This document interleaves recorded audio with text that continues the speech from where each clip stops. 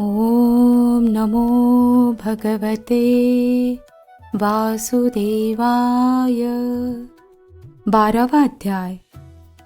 रहुगण का प्रश्न और भरत जी का समाधान।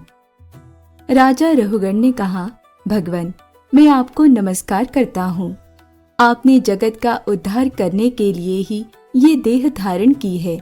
योगेश्वर, अपने परमानंदमय स्वरूप का अनुभव करके आप इस स्थूल शरीर से उदासीन हो गए हैं तथा एक जड़ ब्राह्मण के वेश से अपने नित्य ज्ञानमय स्वरूप को जन साधारण की दृष्टि से ओझल किए हुए हैं।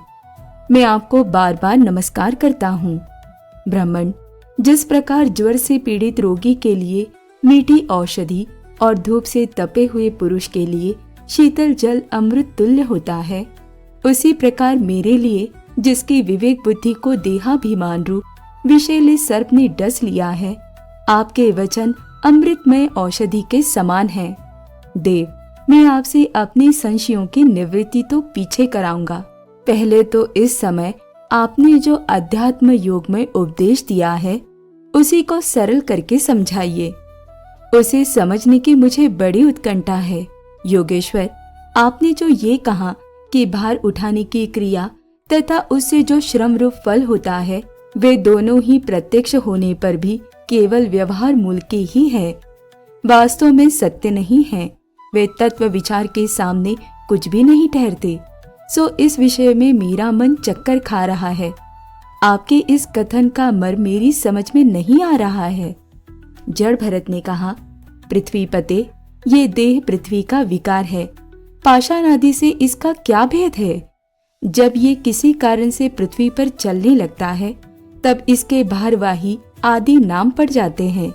इसके 2 चरण हैं। उनके ऊपर क्रमशः टखने, पिंडली, घुटने, जांग, कमर, वक्षस्थल, गर्दन और कंधे आदि अंग हैं। कंधों के ऊपर लकड़ी की पालकी रखी हुई है। उसमें भी सौबीर राज नाम का एक पार्थिव विकार ही है, जिसमें आत्मबुद्धि रूप अभिमान करने से तुम मैं सिंधु देश का राजा हूँ, इस प्रबल मत से अंधे हो रहे हो। किंतु इसी से तुम्हारी कोई श्रेष्ठता सिद्ध नहीं होती। वास्तव में तो तुम बड़े क्रूर और धृष्ट ही हो। तुमने इन बेचारे दीन दुखिया कहारों को बेगार में पकड़कर पालकी में जोत रखा है और फिर महापुरुषों की सभा में बढ़ बढ़कर बातें बनाते हो कि मैं लोगों की रक्षा करने वाला हूँ। ये तुम्हें शोभा नहीं देता। हम देखते हैं कि संपूर्ण चराचर भूत सर्वदा पृथ्वी से ही उत्पन्न होते हैं और पृथ्वी में ही लीन होते हैं। अतः उनके क्रिया भेद के कारण जो अलग अलग नाम पड़ गए हैं, बताओ तो उनके सिवा व्यवहार का और क्या मूल है? इस प्रकार पृथ्वी शब्द का व्यवहार भी मिथ्या ही है, वास्तविक नहीं है, क्योंकि ये अपने उपादान कारण सूक्ष्म परमाणुओं में लीन हो जाती है और जिनके मिलने से पृथ्वी रूप कार्य की सिद्धि होती है, वे परमाणु अविद्यावश मन से ही कल्पना किए हुए हैं। वास्तव में उनकी भी सत्ता नहीं है। इसी प्रकार और भी जो कुछ पतला मोटा, छोटा बड़ा, कार्य कारण तथा चेतन और अचेतन आदि गुणों से युक्त द्वैत प्रपंच है, उसे भी द्रव्य, स्वभाव, आशय, काल और कर्म आदि नामों वाली भगवान की माया का ही कार्य समझो। विशुद्ध परमार्थ रूप अद्वितीय तथा भीतर बाहर के भेद से रहित परिपूर्ण ज्ञान ही सत्य वस्तु है। वह सर्वांतरवर्ती और सर्वथा निर्विकार है। उसी का नाम भगवान है और उसी को पंडित जन वासुदेव कहते हैं। रहुगण, महापुरुषों के चरणों की धूलि से अपने को नहलाए बिना केवल तप, यज्ञादि, वैदिक कर्म, अन्नादि के दान, अतिथि सेवा, दीन सेवा आदि गृहस्थोचित धर्मानुष्ठान, विद्याध्ययन अथवा जल, अग्नि या सूर्य की उपासना आदि किसी भी साधन से ये परमात्मा ज्ञान प्राप्त नहीं हो सकता। इसका कारण यही है कि महापुरुषों के समाज में सदा पवित्र कीर्ति श्री हरि के गुणों की चर्चा होती रहती है, जिससे विषय वार्ता तो पास ही नहीं फटकने पाती।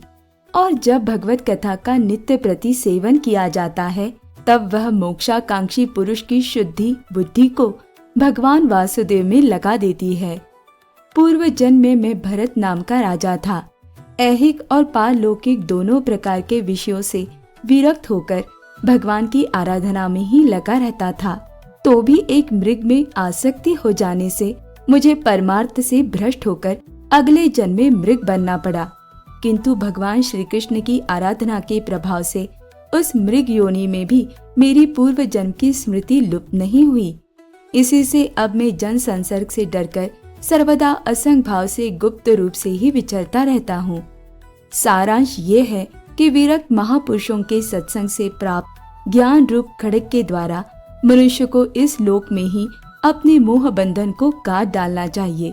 फिर श्री हरि की लीलाओं के कथन और श्रवण से भगवत स्मृति बनी रहने के कारण वह सुगमता से ही संसार मार्ग को पार करके भगवान को प्राप्त कर सकता है। ओम नमो भगवते वासुदेवाय।